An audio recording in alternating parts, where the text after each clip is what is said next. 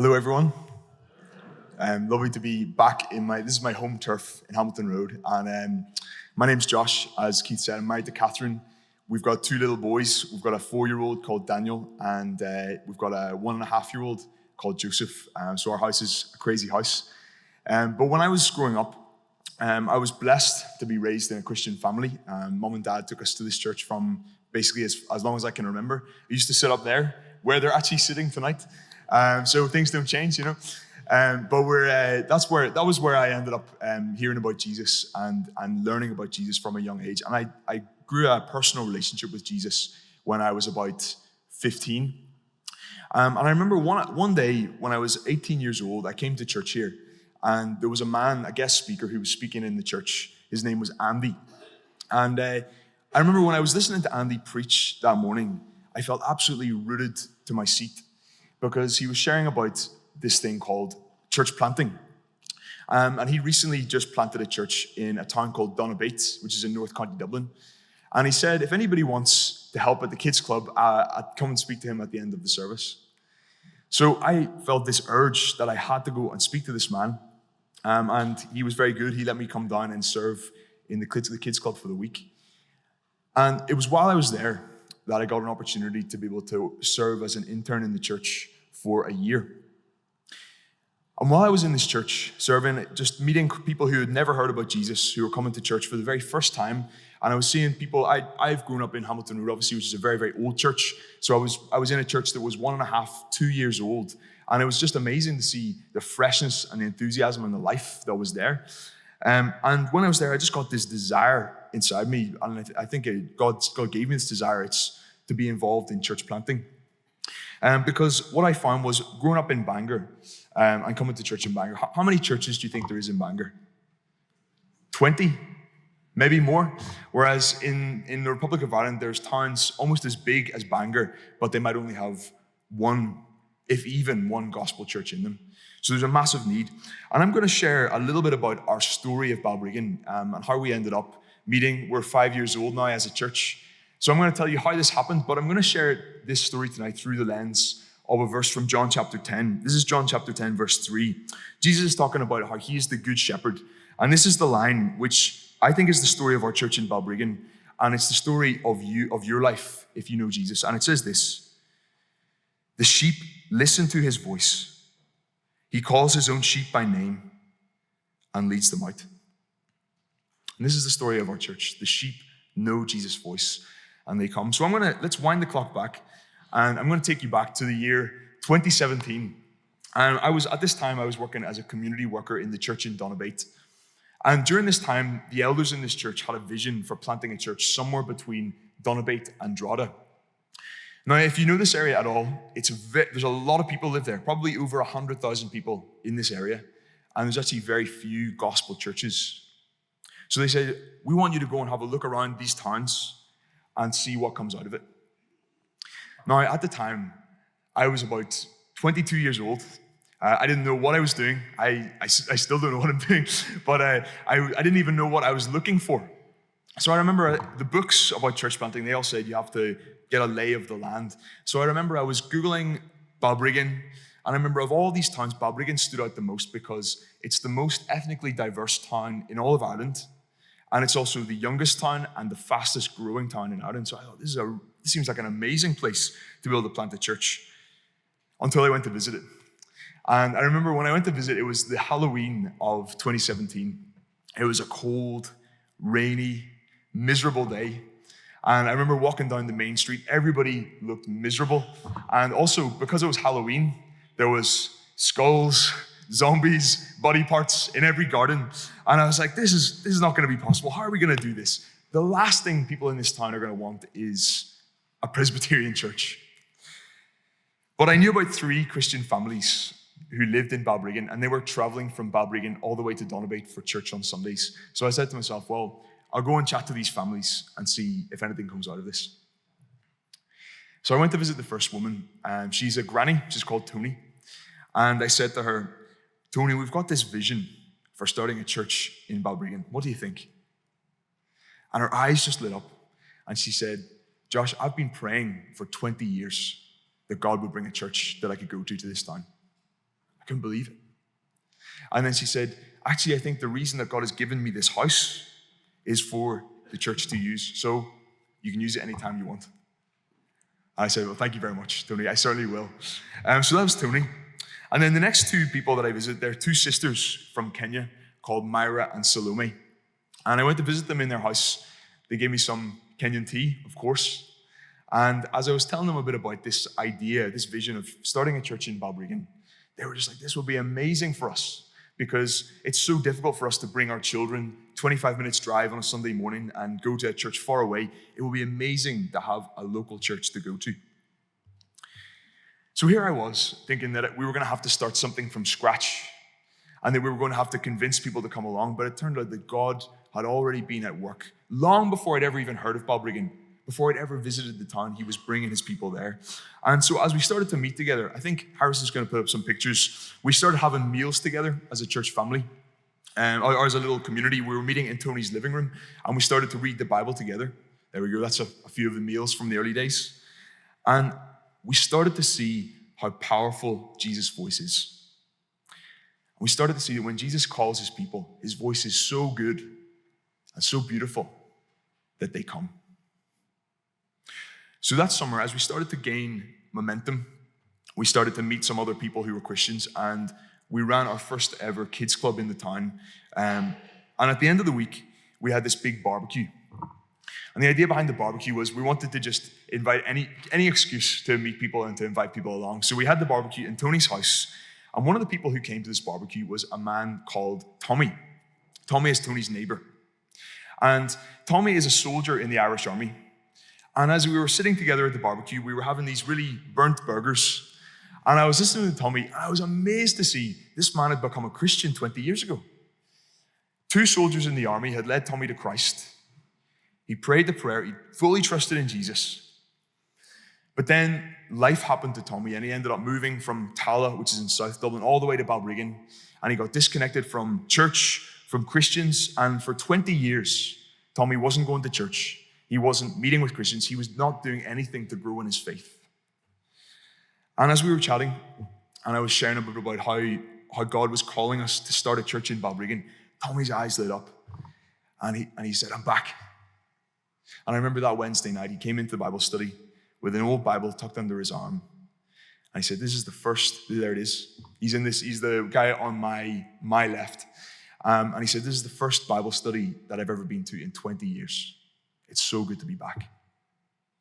Jesus called his sheep back. So over time, from 2017, we started to grow. We started to get to know more people in the town. And we got to the point after a few years of doing this where we didn't fit in Tony's living room anymore. And we thought we want to be able to meet in a public space because it's hard to invite a stranger along to a living room. It's much easier to invite them along if we rent a community center.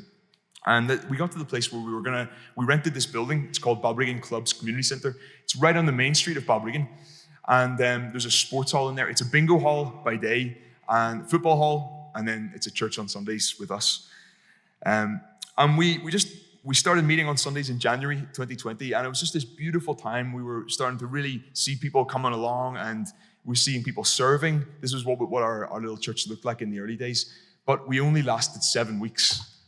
Do you know what happened in 2020? The pandemic. So then we were looking at the government guidelines. We had to stop meeting. And at the time, I thought, this is a disaster. We're finished. We're going to have to stop this, wait until COVID's over, and then start again. But God was able to even use a pandemic to bring his sheep into his kingdom and into his church. And I'm going to tell you about a man. We got a message on the church Facebook page one day from a man called Patrick. Patrick had not been to church in a few years. He had been a Christian, but he got disconnected from Christians. He'd been burnt by a few different churches as well. But he got a sense from God that this is where he wanted to be. So he Googled Presbyterian to see what that was. And once he found out that was Orthodox, then he said, I'm coming along to your church. And he said from the very first Sunday, he felt this call from God that this was the church he needed to commit to and to serve in. And I can honestly say, it was nothing to do with us because this was during the pandemic. We were all spaced out. Everyone was wearing masks. The doors were wide open and it was wintertime, so it was freezing. But Patrick wasn't there for any of that. He was there to serve Jesus and because Jesus called him into our church family. One of the things I find really exciting about reaching out in Balbriggan is it gives us an opportunity to reach out to people who Jesus would call sheep from other pens. In John 10, he's talking about sheep from other pens, and that's in the context of John 10, that's the Gentiles, people who are outside of the flock of Israel. But I think we could extend this to people who've just never heard about Jesus, people who've never been to church, people who've never picked up a Bible before. And one of the first people we met, who I guess you would call a sheep from another pen, is my friend Keith. Keith was raised in a loosely Catholic family, but when he was a young man, he abandoned all this, and he got involved in some very dark spiritual practices. And he was telling me how he used to be in a band. It was a black metal band. So it's basically satanic death metal is how he would describe that type of music. And Keith works in the airport. And on his drive down to the airport every day, he used to listen to podcasts. He started to listen to inspirational podcasts. And then he stumbled across this Christian megachurch pastor who he found really inspirational. And then over time, he started to listen to a bit more Bible teaching. And then somewhere along the way of Keith listening to all this stuff, he became a Christian. And all the people who he was listening to online, all the podcasters, all the YouTubers said, if you want to grow in your faith, you need to join a church family. So he Googled churches in Balbriggan, and he came into our church the next Sunday. It's because he heard his shepherd's voice. And now Keith is involved on Sundays. He's leading the service. He's leading the prayers. He's about to start a little men's group where he's going to be taking some men through the Bible over the course of this year. And actually through Keith coming to faith, his daughter Sarah has come to faith, and she is one of the people who plays piano for us in the church. Jesus called his sheep. Now let me tell you about another person that Jesus called into our church family, and her name is Jenny. So I'm going to throw a lot of names at you. I hope it's not confusing. But Jenny is neighbors with Myra. Do you remember Myra, who's from Kenya? So Myra, we had our big church barbecue in Myra's house last year. And Jenny is one of Myra's neighbors. So Jenny was out doing the grass while the church barbecue was on. And my friend Patrick came along to the church barbecue. And as he was walking in, he actually knew Jenny from somewhere else in Balbriggan. So he said, Jenny, how are you doing? And Jenny said, Patrick, how do you know Myra? And Patrick said, we go to the same church. And then Jenny was like, it was just the perfect time for Jenny to hear this. She said, tell me a bit more about that. Is that a church that's open to anybody? Like, do you think I could come along to this church? And I said, yeah, of course you can. Come along on Sunday. Jenny came along on Sunday. She brought her granddaughter, Amira. And Jenny and Amira have been faithfully at the church ever since. And one of the things that Jenny, it's just been so beautiful to see Jenny do is she's never read the Bible before. And she's been reading the Bible in a women's group with some women over the year. And it's just been amazing to see how she is growing to love God's word. She's growing to love Jesus more and more. God's called some people into our church in very strange and unusual ways. One day, there was a woman who was on the top of a double-decker bus going down the main street. And as she was going down, she saw the sign, Balbriggan Presbyterian Church, pressed the stop button, got off the bus, and she felt called to come into the church. Her name's Basti, and she's been part of the family ever since. Jesus called her to us.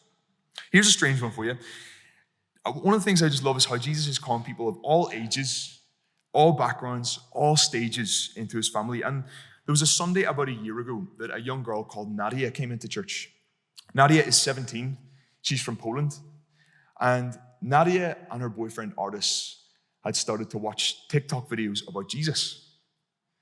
Now, Nadia and Artis are not from a Christian family. They've never heard any of this before.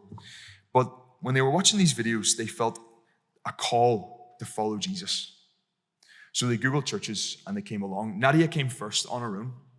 And then when she sussed us out, she brought Artis along. And then a few weeks later, Artis brought his best friend Damien along. And then a few weeks after that, Damien brought his friend Ritus along. And it's just been lovely to see this chain of evangelism that's been happening among 18-year-olds. And just 2 or 3 weeks ago, we got the chance to baptize Ritus at Balbriggan Beach. That was him in the white t-shirt being baptized. One of our big prayers in the community, and one of the things I would ask you guys to pray for us is we're really praying that God will open doors so we can reach out into the Muslim community in Balbriggan. We've got one of the fastest growing Muslim communities in Ireland. Even in our town, there's 30,000 people in the town. and there's already 3 mosques. And just to give you a sense of this, one of the mosques recently had a split, and they've started to rent the same community center that we have church in. And I'm on Sunday afternoons, I'm going into the center, pulling out our speakers and the box of Bibles, and I have to lift Muslim prayer mats out of the way to be able to access our things. This is the kind of town that Balbriggan is. And it's a very hard community to enter, but we thank God that over the last couple of years, we've seen 2 women come from a Muslim background and give their lives to Jesus. And both of them are on a journey, and one of the women was baptized earlier this year. And actually, the most encouraging thing of all was actually last Sunday, we saw the other woman bring her friend along from Iran, and this was this woman's first ever time in a Christian church. All she's ever heard about was from the mosque before. She's never heard of the love of Jesus. She's never heard Christians singing together. So we're just praying that God will reveal himself to her and call her to himself. I want to share one more story with you guys, and it's this is over the last couple of months, we've been doing outreach at the local shopping center. I think it's the last slide, Harrison, or it's a picture of us outside Dunn's. And we stand outside Dunn's, we give out tracts and gospels, and we just try to have a chat with people. One day we were speaking to a woman. We said, would you like a gospel tract? And she was a bit busy, so she didn't have time. But we said, God bless you, as she was going away. And she just spun around. She said, what did you say to me? And it turned out she said, my son has recently started being really interested in Jesus. I'm going to bring him to you. So we said, yeah, that'll be great. We'd love to see him.